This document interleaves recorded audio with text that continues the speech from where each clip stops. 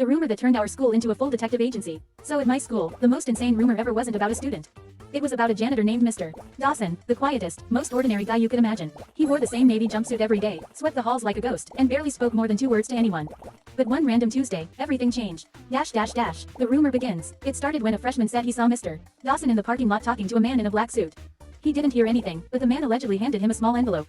90% of schools would just say, "Oh, that's probably paperwork." But my school, we immediately assumed organized crime. Within one lunch break, the rumor evolved into, "He's a retired mob hitman. He changed his identity. He's at our school, laying low." The envelope had assignment orders. Someone even swore they overheard him say, "Take care of it tonight." He was literally talking about fixing a broken AC unit.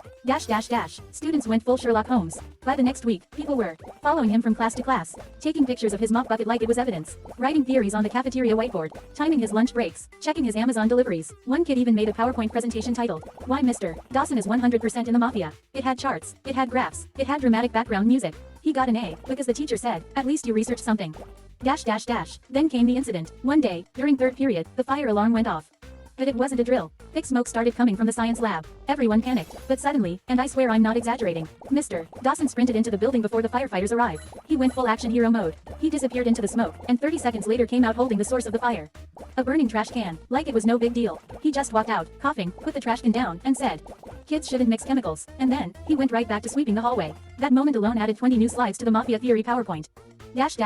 More evidence started stacking up. After the fire incident, everyone became obsessed. People dug deeper into his life. Here's what they found. He had a small tattoo on his forearm. Right pointing arrow, prison gang symbol. He once worked in private security. Right pointing arrow, bodyguard for the mob boss. He always avoided cameras. Right pointing arrow, protecting his new identity. He was missing part of his pinky finger. Right pointing arrow, punishment for leaving the Mafia. The truth, he lost his pinky while cutting wood in high school shop class. But no one wanted the boring version. The plot twist of the century. Everything reached a peak during our annual career day. Different speakers came in. Doctors, engineers, firefighters. And then, to everyone's shock, Mr. Dawson walked onto the stage. Whispers exploded across the auditorium. This is it. He's going to confess. He's going to reveal his past life. Bro, I'm recording this. He took the mic, cleared his throat, and said, "Greater than, some of you have been curious about my background." The room went silent. He smiled and said, "Greater than, before becoming a janitor, I actually spent 22 years working for the government." Gasps, screams, phones clicking everywhere. Then he continued, "Greater than, I worked for the United States Postal Service. I delivered mail." The entire school collapsed into disappointment. But then, he added, "Greater than, but I did once help the police catch a guy who stole packages in my neighborhood." Boom, rumor reactivated. Everyone took that tiny statement and ballooned it back into, he worked undercover. He was in witness protection. He hunted criminals. Even after he explained 3 times that he literally just pointed out a thief to a cop, students refused to believe him.